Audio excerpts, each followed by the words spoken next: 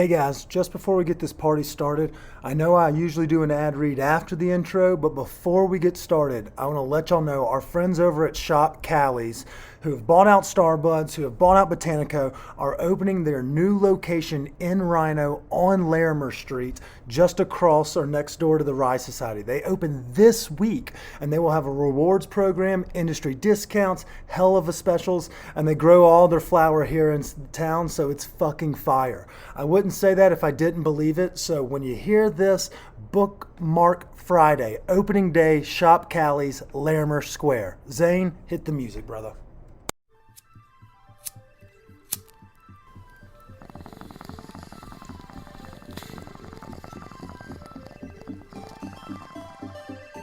The suppression of the use of marijuana and of the forces lurking behind it are the most important jobs this department is now engaged in. In 1930, the records on marijuana in the Washington office of the Narcotics Division scarcely filled a small folder like this.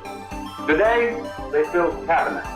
Welcome, ladies and gentlemen, Coloradians, and everyone that's smart enough to listen from the outside. One of the most amazing plants we've ever discovered. The pot party, the trippers, the grasshoppers, the hip ones, all gathered in secrecy and flying high as a kite. I got weed box. It's just me today. Welcome back, ladies and gentlemen, to another week of Stoned Appetit with your host, as always. It's me, Kip, coming to you from what was our home base pre-COVID, but we're pretty much trying to set up shop back here from the Free Market and Bruto, specifically the restaurant. But today we're coming to you with a story from the Free Market. We got Chef Miguel from Bruto, the head chef over here, joining us. So it's been a while since we've spoken with the team over here at Bruto, so we're going to talk a lot about what's been going on, transitional phase from COVID. But we're also going to get to know the guy behind the chef's coat. Take off the chef's hat. We're going to goof off for a hot minute. Let's get this party started. Chef. How are you doing, Kip? Dude, I'm doing well. So I got a nice little buzz. Thank you again for hosting us today. 100%. Y'all will get to know Chef throughout this conversation, but he's an unbelievably hospitable person, and he's a wonderful person to have in the chef and kind of like the cornerstone of the Free Market down here in the dairy block. So we have a lot to ask you, but we'll start with the same question we ask all of our guests every week. Are you a transplant or a native here to Colorado? So I'd like to answer this question by saying both. So my parents and I moved here when I was 4 years old, and I lived here all the way till I was 16. Okay. So I was in the thick of it. I went to school here, elementary. Your formidable years, pretty much. My formidable years were spent in Colorado. And then that's right around the time when things started to get a little expensive in Colorado. So my parents had some land back in Texas, so they were like, let's jump in a van and head back to Texas. What part of Texas? El Paso. Okay, so you were on the western side? Yeah, right in the border of Ciudad Juarez, Chihuahua, that's actually where my parents are from. I'm a first-generation Mexican-American, so they came to the United States before I was born and established themselves in Texas, and then I was born in Texas, and then we moved to Denver. So, yeah, I spent a lot of time here. Okay, so you kind of know the lay of the land, and then when did you come back? Obviously, El Paso, and then did you venture around? Or I did. What brought you back to Colorado? So I was fortunate enough to venture in Mexico a little bit for my career for cooking, and then 2019, that's when I came back to Colorado because of work. I needed a bigger city, bigger audience, more eyes to see what I was doing. So I landed here in November 2019, started a job at Old Major. Oh, nice. With Justin over there? With Justin Brunson, yeah. Shout out to Justin Brunson. My best friend, Sarah, was the executive chef at the time and was like, hey, I know you're trying to get out of Texas. Why don't you come work for us? And Denver had been my home for so many years, so I was like, let's go. So, yeah, we moved here. I moved myself and my family here, and it's been a wild year, but here we are. Dude, you're not lying. So my brother, funny as we sit here and drink this rosé. He asked us what it was, but he did very something similar. He was living in Boston, and then in February of 20, he was a sommelier there, quit his job to come back with his fiancée to Colorado where they met. And sure enough, when he got here, shit hit the fan. He's like, no one's looking for a wine director when you're not fucking open. So, yeah, I can understand that's probably a little bit of chaos in its own right. Yeah. But I want to know a little bit where did you learn where did we start in the kitchen? So was it in El Paso? Yeah, I started cooking in El Paso. I always knew I wanted to cook. I grew up in a very rich food-centric environment. You know, I like to say that my mom's probably the most gangster cook I know, and then followed by my aunts and uncles and stuff. But see, I feel like those are what the best chefs are. Like when they're like, you know, who's the best? Who cooks? Insert food here. They're always like, oh, dude, my aunt or my grandmother or my mom. It's always that. So you're coming from a great lineage. Yeah, I grew up with a mom that cooked breakfast, lunch, and dinner at home.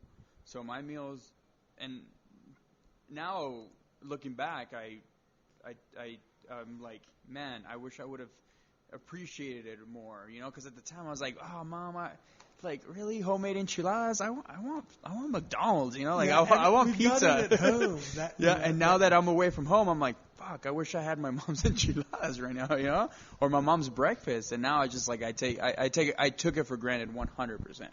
But I started cooking because I feel like I came from a home that really encouraged good food.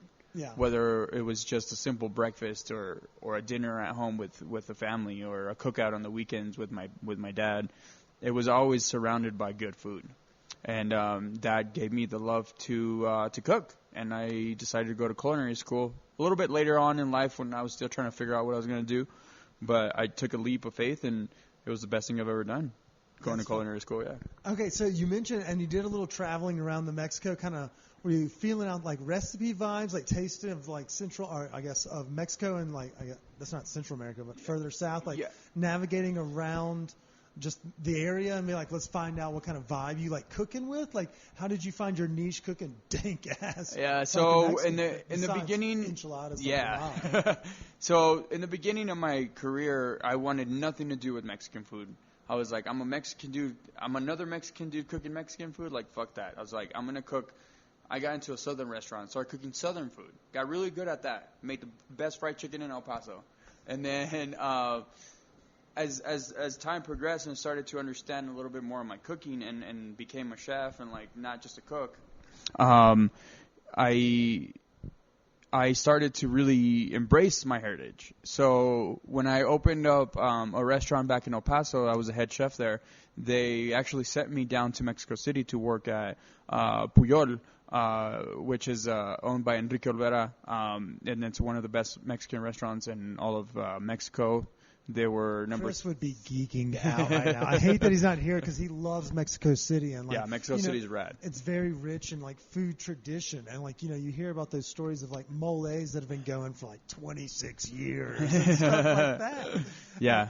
So a lot of that I was able to learn down there, and it was a challenging kitchen to work in, but it was very good to get that experience.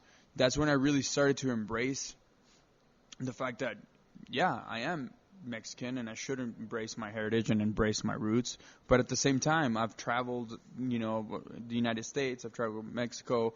I grew up as a in the United States. I grew up eating Japanese food and Chinese food and Thai food. So now you see that a lot of those influences in my food. Like it's not necessarily a fusion, but it's like, oh, you take a little bit of this knowledge or this wherewithal of where you've had dank food from just tastes of the country. Yeah, and I hate using the word fusion, right? But you say it's a weird word to use. Yeah, but you pinpoint it to the fact that it's just like it's more of like life experiences that I've had of tasting really dank ass food to now be able to like put that into my own cuisine. And so a lot of my moles actually have a lot of Asian condiments. Like people don't know. Like you see a lot of misos in my moles and like a lot of Asian condiments that people are like, really? And I was just like, well, yeah, it makes sense. Miso and chilies are probably the best thing that can go together. And you mark my words right now. Would you say that the Mexicans, and the Japanese or the Asian influenced foods are the sexiest of the two pairings, because you see a lot of like the French getting paired with everything, like a French Japanese, or even like, but you don't see as much Italian food, or even just like the English or anyone else where the food is fusioned or, mended as well together. Like the taco thing has now become, everybody wants to make a taco out of everything, like, and the banh mi, like these street foods of Asia and of Mexico have become the sexiest thing, like the birria of the world. Like it's kind of like everyone wants to have a take on Mexican food. Yeah, I think it's just one of those things. I think that especially now, I think Mexican food has been placed on the put on the food map, especially in the United States, and because it's really good, and it's just like it's intricate and it's complex, and it's rich in culture, and like the chilies and like the moles and like everything that Mexico has to offer. And now you see all these chefs like in the United States like taking these like recipes and like like I said, like just making them their own. There's guys in New York have been doing it, LA, like Chicago, like these guys are now like taking Mexican food and making it into their own, and I think that's pretty rad. And so that's what you just mentioned some of the larger culinary vibes and scenes in the country, but also the larger like populations. And as Denver grows into one of those metro kind of cities where people are flocking to and want to be, and you're starting to see the chefs kind of do the same thing. So is that what the goal is with Bruto, but also with your cooking, starting from Old Majors, use these other influences and talents that you've learned and kind of, it's almost like an upscale street Mexican, kind of vibe. I don't know how to paint it. Yeah, so like you said, like just taking all of my experiences that I've had throughout the years and just putting them on the plate here at Bruto. So Bruto, what's so cool about Bruto is we have two entities. It's all me, it's all us, it's all the same kitchen, but we have BOH, which is the back of house counter, where we sell. Oh, let's talk about lunch. Yeah. Oh, dude. That's where we sell lunch. That's where we sell tortas, tacos, tacos, tortas, tostadas, just simple fare, like really delicious simple fare. And then Bruto in the evening transforms into the 7-course tasting omakase, where it's literally whatever we want to give you that evening. We So have. are we sourcing local, or is that what we're going to try? So we're going to see a lot of a summer, like for those that are hearing this, it's middle May. Yep. Memorial Day is next week. Are we sourcing a lot of local ingredients? Are we going to go seasonal? What can we expect coming out of the big hearth over here? So the big hearth here at Bruto, that's obviously our focus point of the restaurant. But yeah, definitely we try to make sure that we're bringing in, very seasonal produce. That's the biggest one, is doing just seasonal ingredients. Right now we're working a lot with ramps. We're about to go soon here enough into summer. We'll start looking at peaches, and then later summer, tomatoes and corn. We are focused on grains, and that just comes from the IE hospitality aspect of it. The dry storage crew. Dry storage, and like really taking ownership of what we have and making it into our own and making it a story. We have beautiful flour. Like, we have some of the best flour in Colorado. That's hands down, I can say that. I've met the farmers. I've gotten to speak to them. I work with the flour every day. I make bread with it. And then now the corn, making our own tortillas from scratch with our mill. I know there's other people in town making tortillas, but for me, that was super important to be able to say, hey, I'm connecting to my heritage and to my culture by making that tortilla that's gonna feed your taco. That was super important to me, because that, to me, if you have a good tortilla, you have a good taco. That's the vessel. So I come from a community. I grew up in the South, so we we did a lot of trips, family in New Orleans and Louisiana, and so po' boys were a thing. Po' boys, and I say it every time. I love po' boys. You can have shitty lettuce, shitty tomato, just stock fucking shrimp. You can even fucking dredge them and have them fatty. I don't care. But if the bread is great, it's the vessel that brings everything to, like, it's not like the bread is, it's everything. It's the vehicle. Like if you have a shitty tortilla, like you have a shitty vehicle and you pull out you have to have it. You have to have a quality product. And it starts with the bread. It starts with the bread. I'm a pro bread guy. I'm a bread guy too. I'm a tortilla guy. I'm a bread guy. But if you have, like you said, if you have the tortilla, if you have the vessel, and then you have a whatever condiments or whatever protein you want. You can put you could just do veggies. I don't give a shit. Yeah. Just give me shredders. And I don't it's give gonna, a shit. And I'll fuck it. it's gonna be a great time. Like just like you said, banh mi's, right? Like if you have a